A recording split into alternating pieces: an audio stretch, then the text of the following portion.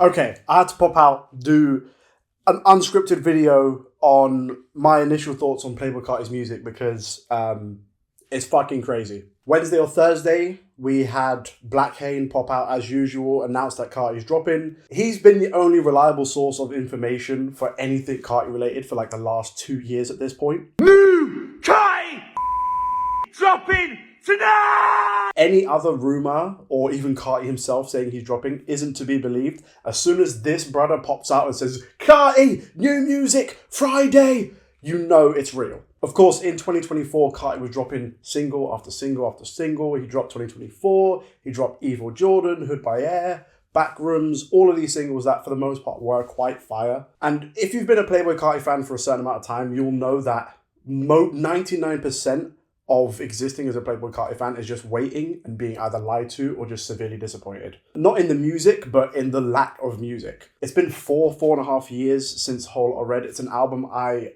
love dearly and unironically will call one of my favorite rap albums of all time. I don't care. But his rollout since then has been kind of growing his brand and experimenting and evolving his style. If you look at live performances and aesthetics from 2021 till now, they are very different. But with the same kind of aesthetic of rage, organized chaos, and just pure, like, ineffable air. And this rollout and this mystique, Carti's mystique has always been there, but over the last 4 or 5 years has made music one of the most anticipated albums in years. In terms of hip hop over the last 5 years, the only one I can really maybe compare it to in terms of hype and anticipation is maybe Donda. On the Thursday before music dropped, we were getting these little nuggets of information which I didn't know what to believe at this point. We saw this leaked track list that had supposed features. There were all of these streamers in contact with Carti. I'm not on Twitter anymore, so I was having a hard time trying to keep up. But then I was seeing some reputable sources posting some wild things. There was the initial track list that had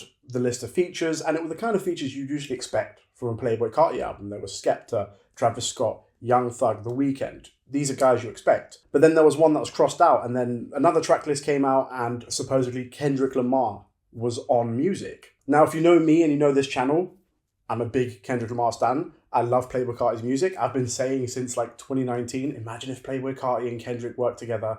That would never happen. Well, now we fucking live in the universe where it did happen 3 times. So there was all of this hype on top of crazy hype. And then it gets to Friday. It's Friday morning/afternoon here. It's around 11 a.m. I'm opening the Carti subreddit and everyone's like, this brother didn't drop again. It happened again. He didn't drop. He lied to us. Fuck this guy. Scrolling through the Carti subreddit on Friday before music dropped was one of my favorite online experiences ever.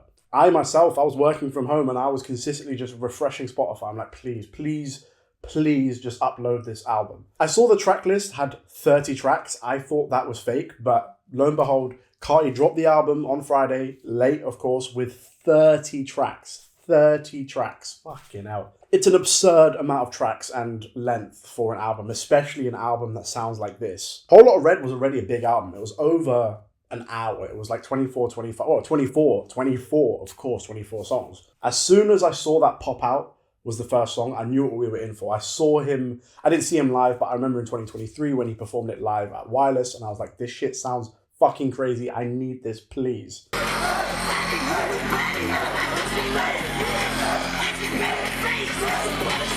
I was under the assumption that none of the previously released singles would be on here. I was very surprised to see Evil Jordan and Hood by Air on the track list.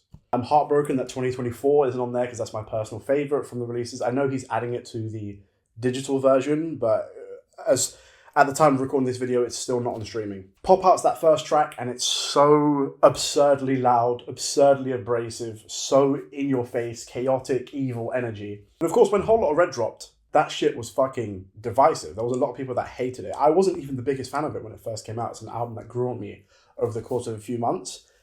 And this makes the start of Whole Lotta Red sound like nothing in comparison in terms of there's going to be people that fucking love it or think this isn't even music. And I'm so glad. I know the album artwork says it's called I Am Music, but everything else says it's just called music. I am so glad it's just called music. In terms of the music itself, it's hard to describe. And this is why I decided to make an unscripted kind of loose video where I can just talk about my feelings on the album, because I think the core appeal of this album specifically, not just Carti's music in general, but this album specifically, is that it appeals to something that is so primal and ineffable that I can't formally sit down and articulate my thoughts on it as much as I try. I can't sit down and tell you why Shawty Gonna Let Me Crush. I can't tell you why that goes crazy. It just fucking goes crazy. As previously mentioned, there's loads of features, much more than on Whole Lotta Red. We've got Travis Scott like 4 or 5 times. We have The Weeknd. We have the return of 1629 with Uzi. There's Future. There's Jhené Aiko on a song with Kendrick Lamar as well. And an album this big and this anticipated can never satisfy all fans. It's kind of an impossible task. But I think with music, Carti has dropped something that is genuinely challenging to, it is a mainstream hip-hop album, but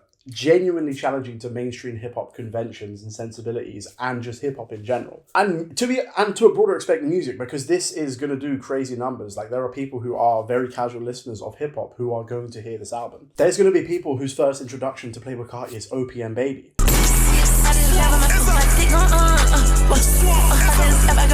OPM Baby is easily, at the moment, from what I've seen, the most divisive song on the album. People are calling it brain rot music. I think it is, in the most beautiful fucking way. If you took OPM Baby to someone like 30 years ago, it would fry their fucking brain. I love it. And I don't understand why. I said similar things about Whole Lotta Red, but it feels like an intentionally absurdist take on hip hop. And I don't know if it's intentional on Carti's part, but that's how I choose to interpret it. And there are those moments where it is super chaotic and dark and abrasive, like Mojo Jojo or, Charge Them Hoes a Fee, which I wasn't feeling on the first listen. I thought it was super sloppy and loose, but there's something about it that's just stuck with me now. I'm of the opinion that Carti is definitely not expecting people to sit down and listen to these 30 songs in a row with every listen. I'm one of those, purists that likes to listen to albums in the way the artist has presented it and intended it.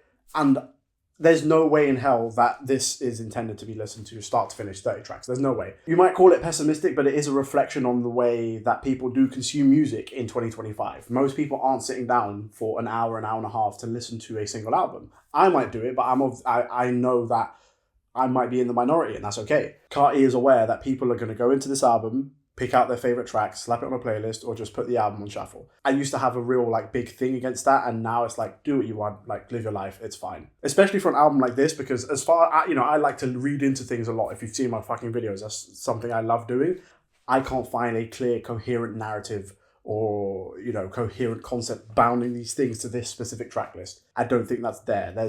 You're not losing out if you shuffle this album, is what I'm saying. There's enough variety in there that it definitely doesn't get boring for the most part. There are super smooth tracks, specifically with Backdoor and Rather Lie. As soon as I heard that sample on Backdoor and I heard him say, Backdoor, Backdoor, I knew it was done. I knew it was done. And the fact that Kendrick was on there as well, doing his fucking Luther R&B kind of shit, ridiculous song. Backdoor is amazing. Rather Lie, when people talk about floating over a fucking track, Rather Lie is the advert for that. Him and The Weeknd, they're now 3 for 3. Popular is fire. Timeless is fire. Rather Lie, ethereal. I need to listen to this whilst I'm literally floating. Flows are so locked in. That beat, I think it's filthy. I'm pretty sure it's a filthy beat. Top 5 filthy beat I've ever heard. It is filthy. It's ridiculous. And it's so smooth. I listened to it on a drive a couple days ago. And I felt like fucking Superman. I'd rather lie than to lose you, girl. Truth is, I can't handle me at the top. Are you mad? The next song, Fine Shit, that shit needs to be 3 times longer because it goes so crazy. I'm of the opinion that Fine Shit has the hardest single bar on the album. My nigga on top. I'm reminding myself of the track list because as much as I've been spinning this album non-stop since Friday, there's 30 fucking tracks, so forgive me for not remembering every single track name. The second track, Crush, like I mentioned, I've been very hit and miss with Travis Scott features over the last, I want to say coming up to 3 or 4 years now. This is the kind of Travis Scott I need and I want.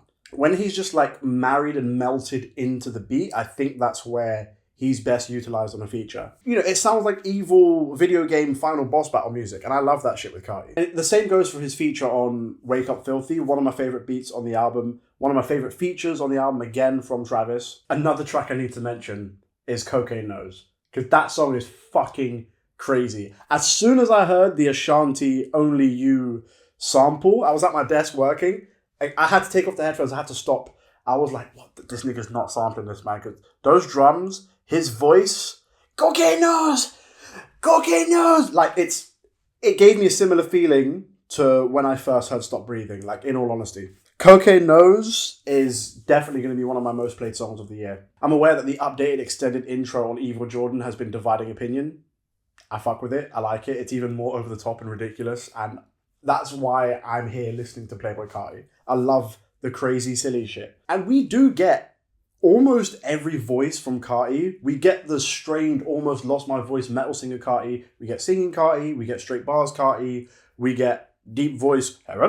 We get every kind of Carti on this album. And of course, I will touch on some of the discourse surrounding Kendrick Lamar working with Playboi Carti. As someone who's made a lot of videos on Kendrick Lamar, who's a self-admitted Kendrick Lamar stan, it would be very hypocritical of me not to address it. Is Kendrick Lamar working with Playboi Carti hypocritical of Kendrick Lamar? My answer is yes. There is a valid point to be made that because of Kendrick Lamar's disses towards Drake over the last year, especially with Meet the Grahams positioning himself as someone who doesn't fuck with deadbeat daddies, and he works with Playboi Carti, who is, infamously not a good father by all accounts, I do think is maybe mildly hypocritical. I will admit to that. If you want to be an uber Kendrick apologist, you could, make the argument maybe Kendrick Lamar doesn't even know anything about Carti's fucking personal life. I don't know. He's not online. I don't know. But you would imagine he does so. Kendrick is clearly dialed in to the hip-hop zeitgeist. Like, you heard him on these fucking tracks. He's snapping. He knows what's going on. And of course, again, people will point to the fact that Kendrick Lamar said, "I'm not your savior," which is true. I don't think you should look to musicians for your moral compass or anything like that. But as much as I love Playboi Carti's music, I fucking love it so much, I probably would not be friends with someone like Playboi Carti. I wouldn't.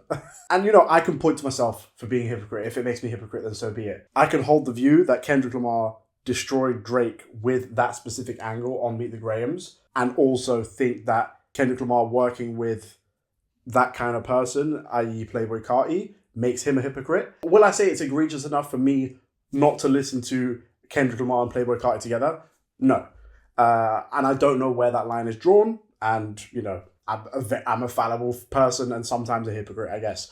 But good credit is just too fucking fire. I'm sorry. Good credit is too fire to not listen to.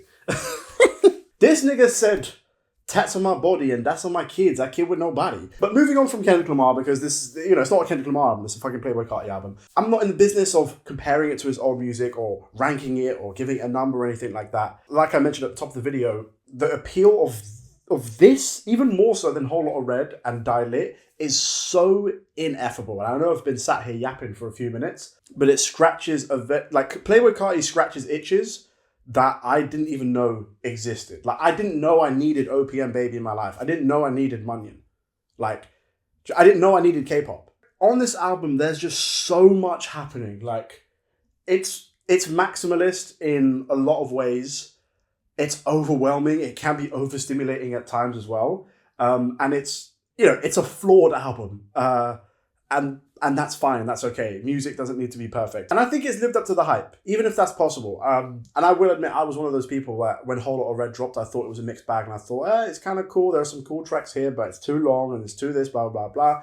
Like, I hated Teen X when I first heard it. And then 3 months later, I'm like, this is some of the best fucking music I've ever heard. There's probably some tracks on here. Like, I wasn't a fan of Toxic with Skepta, for example. The much toxic. But I thought at this point in time, right now, as I speak this sentence, I think it's kind of one of the more boring tracks, and one of the least inspired.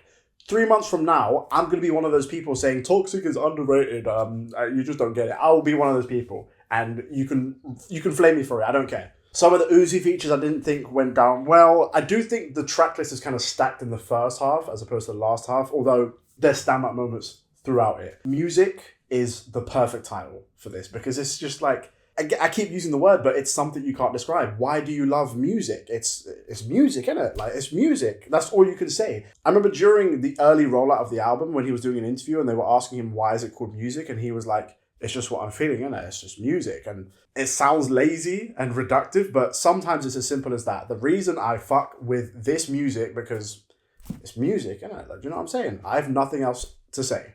It's music.